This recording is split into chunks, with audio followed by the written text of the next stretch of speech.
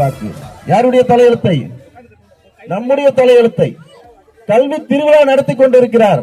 இன்று இளைய காமராஜர் என்று தளபதியை ஒவ்வொருவரும் போற்றி புகழ்கிறார்கள். அவர் ஆட்சிக்கு வந்தால் நம்முடைய காட்சி தமிழ்நாட்டினுடைய நிலைமையே மாறும். ஒவ்வொரு தாய்மாருக்கும் பாதுகாப்பு கிடைக்கும். ஒவ்வொரு படித்த இளைஞனுக்கும் வேலை வாய்ப்பு கிடைக்கும். அவருடைய ஆட்சி தளபதி கூட்டம் எல்லாம் ரசிகர் கூட்டம். ரசிகர் கூட்டம் எல்லாம் ஓட்டா மாறிடுமாங்க. நிச்சயமாக ஓட்டா மாறும். உங்களுக்கு தெரியும், ஒவ்வொரு வீட்லயும் ஒரு தளபதி ரசிகர் இருப்பார்.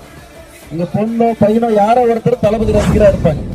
உங்க பொண்ணுக்காக பையனுக்காக வீட்டுல ஒரு ஓட்டு போட மாட்டீங்களாமா? எவ்வளவோ பார்த்துட்டோம். 1000-500 எல்லாம் வாங்கி 1000 ரூபாய் வாங்குறான்.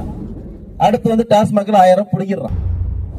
நம்முடைய எம்ஆர்கே பன்னீர்செல்வம் சொல்லியிருக்கிறாரு தளபதியை பார்த்து, சினிமாவில் வந்துட்டு பிளாக்ல டிக்கெட் விற்கிற நீ வந்துட்டு தமிழ்நாட்டோட முதலமைச்சராக ஆசைப்படலாமா? டாஸ்மாக்ல பிளாக்ல சரக்கு விற்கிற நீங்க தமிழ்நாட்டை ஆண்டு கொண்டிருக்கும் பொழுது 200 கோடி ரூபாய் வேண்டாம் என்று சொல்லக்கூடிய என்னுடைய தலைவர் நாட்டை ஆளக்கூடாதா?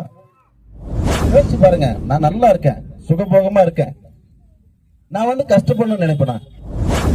சினிமா வாழ்க்கை எப்படி? ஒரு ராஜ வாழ்க்கை. 200 கோடி ரூபாய் சம்பளம், நின்னா நடந்தா தொட்ட ஒண்ணுத்துக்கும் ஆப்பு. அதெல்லாம் விட்டு அரசியலுக்கு வந்தா போறவரெல்லாம் பேசுவான், இறைச்சி வாங்குவான், தேவையானவனுக்குன்னு கேட்பான். ஏன் செய்ய துணிறாரு? மக்களுக்காக, நமக்காக. இந்த மக்கள் இவ்வளவு எனக்கு செஞ்சுட்டாங்க, அவங்களுக்கு நான் என்ன திருப்பி செய்ய போறேன் என்ன யாருக்காவது வருமா? என்னுடைய தலைவனுக்கு வந்திருக்கு.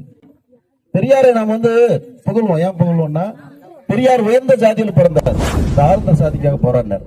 பெரிய பணக்காரரா பிறந்தாரு, ஏழைகளுக்காக போராடினார்.